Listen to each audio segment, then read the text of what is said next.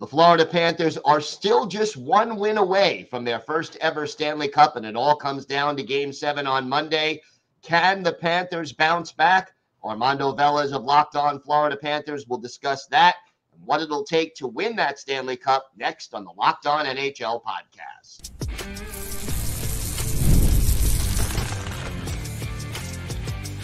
You're Locked On NHL, your daily podcast on the National Hockey League.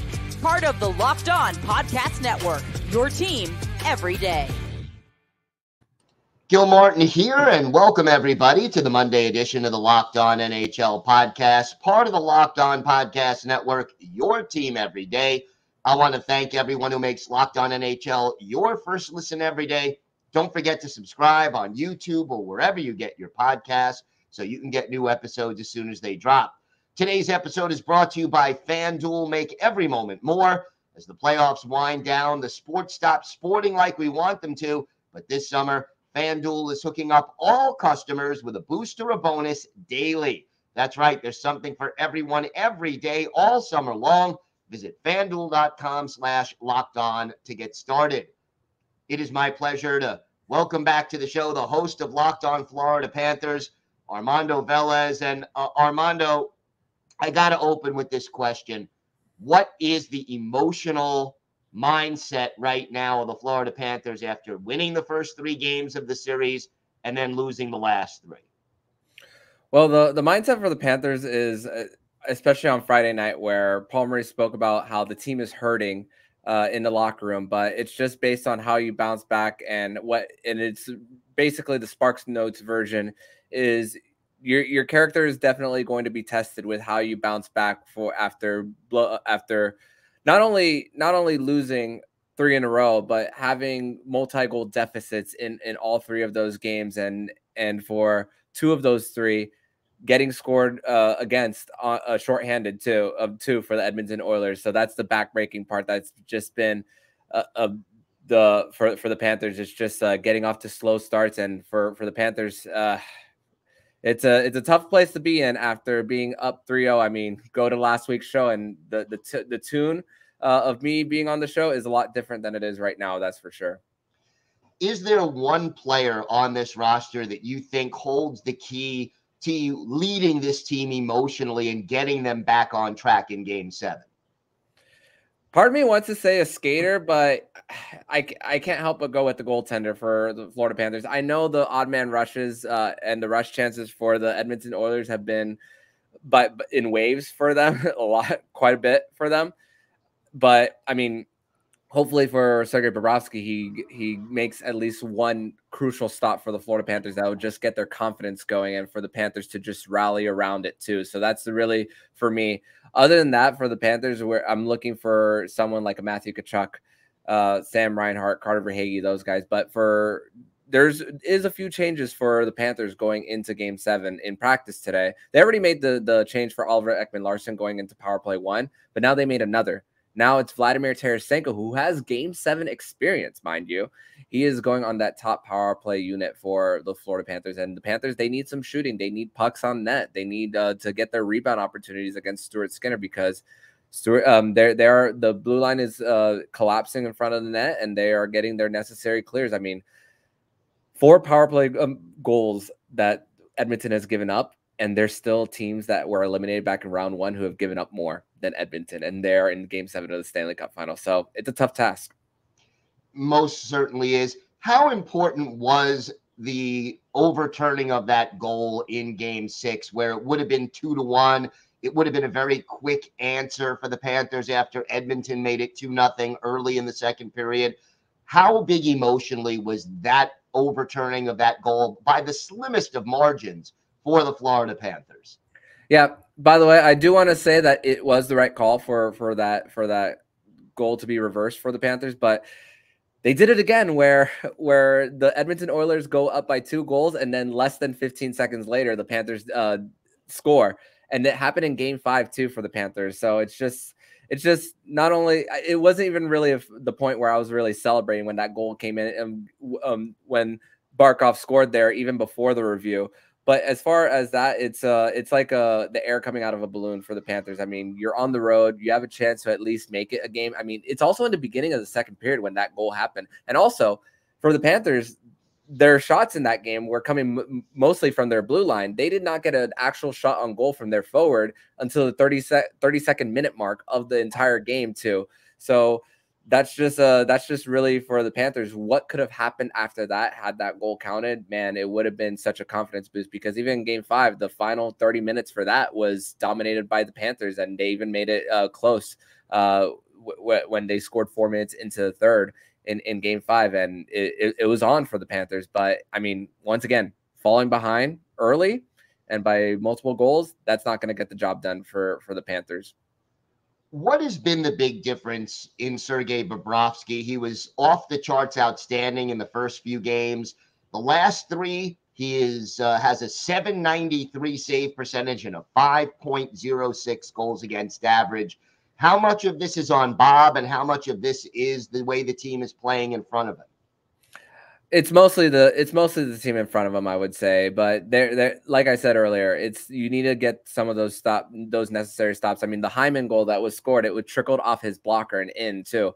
So maybe again another save that you might want to see Sergei Bobrovsky make into being that backbone. I mean, he's getting paid $10 million a season for the Panthers. I mean, it's just been, after getting a shutout, it's crazy to think how it's been a complete 180, how he was the Conn Smythe favorite going into game 2 all the way to not being in the conversation at all for it. So, I mean, it's just been, this is the conversation that a lot of people in the national space also had for Sergei Bobrovsky on when he signed that contract with Florida. It's going back to that, and it's up to Sergei Bobrovsky to rewrite that narrative too, because he definitely did at some point during the postseason last year when he was basically carrying the Panthers, and even parts of this postseason, even though he didn't have to carry it as much this year.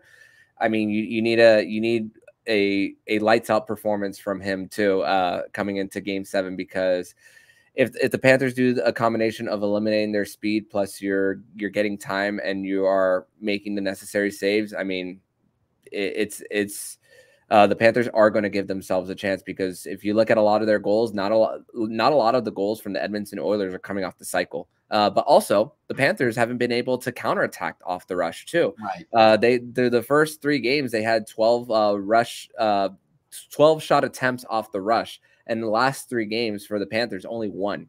So also it just goes to the coaching adjustments that Chris Knobloch has made through the last 3 games too, in the Panthers' inability to counter, because I mean, Edmonton is able to skate back and eliminate those odd man rush situations for them too. So yeah, that's what you're hoping going into a game 7, that anything that happened in the last 3, and it could be a tighter game, because if it's a low scoring affair in the Stanley Cup final in a game 7, I like the Panthers' chances. What are the keys for the Panthers to win this game and win their first ever Stanley Cup? They have to score first. That is they already have one of their win. One of their 3 wins came when Edmonton scored first. That was back in game 2. But for the Panthers, I mean, 4 out of the 6 games Edmonton has gone on the board first. So that's really for them the importance for that. And the goal differential for both teams, it's kind of flipped. It's kind of mirrors of each other, not necessarily mirrors. It's opposites, 180 of each other. Edmonton scores first, and then they kind of regress later into the game. I mean, maybe because it's the fact that they're a lot of times they're up by multiple goals. But for the Panthers, they're in the negatives. I think they're -6 right now in goal differential in the first period, and then they get better as the game goes. So when it's game 7 of the Stanley Cup final, you got to make sure that you score first for the Panthers, so that they can actually get to their game. And it doesn't necessarily mean it could mean that Edmonton could be the more desperate team, and then you don't have to be so up into the play. Irresponsible pinches for the Panthers, and it doesn't give up an odd man rush opportunity for them. So, and it's basically these last 3, it's been the Panthers trying to do a little bit too much. And after game 4, maybe you brush it off a little bit and thinking, okay, You still have 3 opportunities, but it's carried over to the last 2.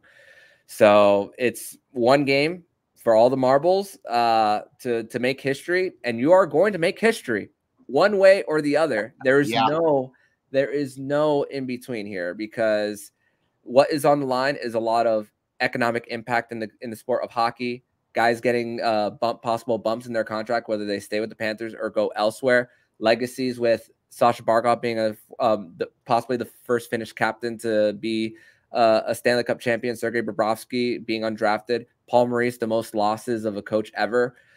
The storylines, just one way or the other, they're going to write themselves. So for the Panthers, forget about everything from the first 6 games.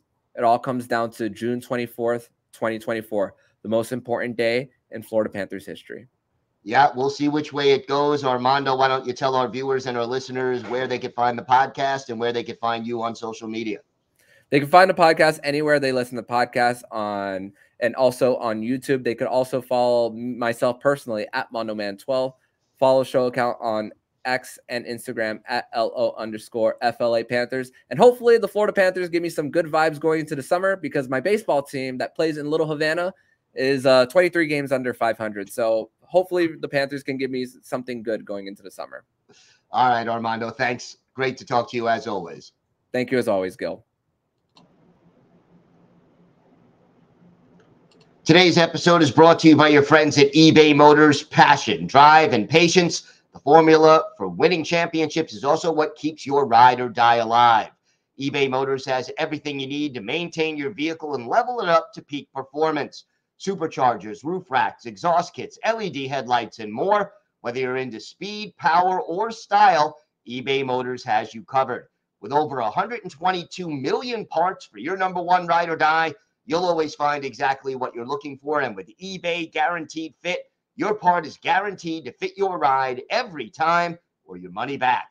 Because with eBay Motors, you're burning rubber, not cash. With all the parts you need at the prices you want, it's easy to make your car the MVP and bring home huge wins. Keep your ride or die alive at ebaymotors.com. Eligible items only. Exclusions apply.